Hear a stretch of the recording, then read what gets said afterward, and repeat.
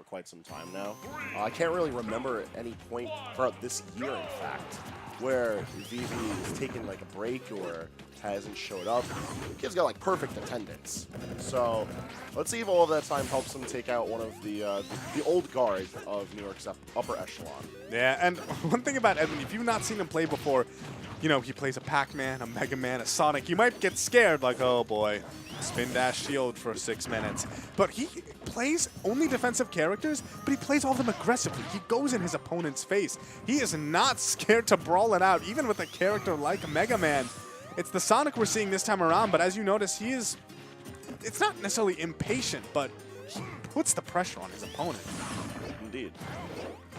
So with Battlefield being the setting for Game 1, how do you feel like this is going to impact between these two characters? Well, one really big part of it is how Sonic gets kills.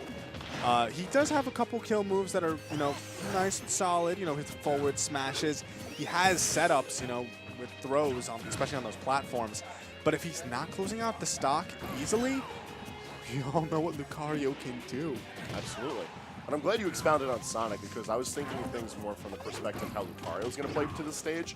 And that being that Vivi's going to do his best to just survive, prolong the battle, do what he needs to, because the larger blast zones are going to allow him to keep that aura building, keep the rage building. And as those factors complement themselves, then all of his basic platform pressure becomes that much more deadly. You know, I was saying before how Edwin is this, it's non-characteristic that he plays aggressively with these you know, defensive characters. But Vivi also, a lot of Lucarios, you know, they won't start playing until 80%. But he goes in it. He will, you know, dish out a ton of damage. In fact, a lot of this 100% that's on Edwin was from the early game. And it helps out because right there, that back air somehow weaving through everything that Edwin was trying to throw out, and he now has the lead, and he has 145% aura. Oh, you get grabbed once, son, that's 50 probably. Yeah, even with the stock lead, that is a lot of damage that's cooked up onto Lucario, leaving Vivi in prime position to possibly two-stock Edwin here. But he's got to be able to, you know, build up the damage to do that first, and Edwin's definitely in a better position to at least even the stock count, more so than Vivi ending things out early. A lot of these, Edwin's slowing it down right now, just letting Vivi wave bounce or like do these like little movements with Aura Sphere back and forth because he has to be scared of that. Yeah, you gotta respect it. That spot dodge was clutch, but without that, it might have been curtains. I'm just waiting for back air to land, and Edwin's gonna like explode at 70 if he doesn't kill Vivi soon. I mean, both these characters will explode at 70.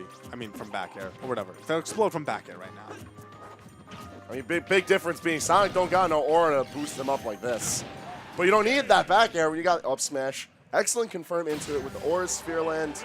Vivi's going to take game 1. And the funny thing is, like, you could tell that was what he was going for. A lot of these Aura Spheres back and forth, but it becomes hard to play around it consistently. You know, he did it a bunch, and then he held off on it, you know? He showed his hand, but then he, like, you know, took a step back, and then when he like, you know, basically busted out again, it actually lands and it gets him that two-stock victory. And it was convincing enough that Edwin is actually not returning to the Sonic. It is this lemon puke Mega Man that he's going to be Excuse you. That's Slash Claw Mega Man. That's the lemon lime. Gatorade Man. And dump him Anyways. dump him onto the coach. Get him out of here. I like this counter pick from Edwin. I especially like it since he decided to stay here on Battlefield. Mega Man's a bit more proactive in how he goes tit for tat in his damage. And due to the nature of, you know, the pellet pressure and how Mega Man needs to get his kills and establish off-stage game, he's going to be much closer to Vivi, and I feel like that's going to have the biggest impact here. So it's not just about the closeness, but also keep in mind the option that ended up being really troublesome for Edwin at the end were those B-reverse Aura Spheres. Mega Man does not have to worry about that nearly as much. He can throw out those pellets at a relatively safe distance and basically shut down that sort of aerial movement. That's an appropriate sound effect for what we just witnessed. All the time in the world to tech that, and I like the attempt. There was definitely going to be a down air to kill, or maybe even just neutral air, try and go for the stage spike.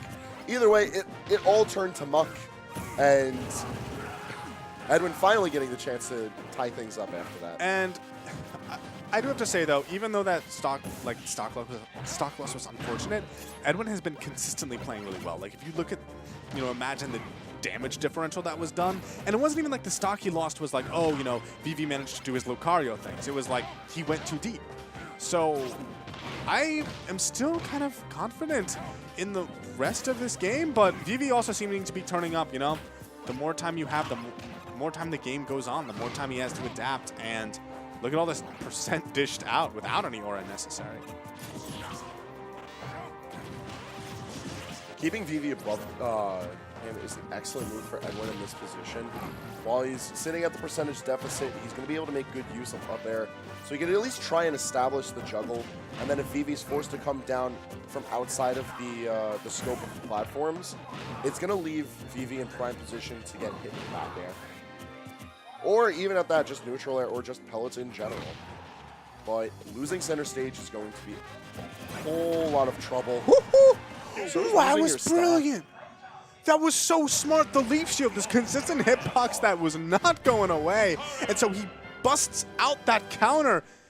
I don't know if that could have been DI'd possibly a little bit better, but seemed like the DI was fine. He was just at a really high percentage, and that was a high IQ option. That was kind of crazy. Seriously high IQ also because Lucario's, the power of that counter is not based on the damage that the other move has.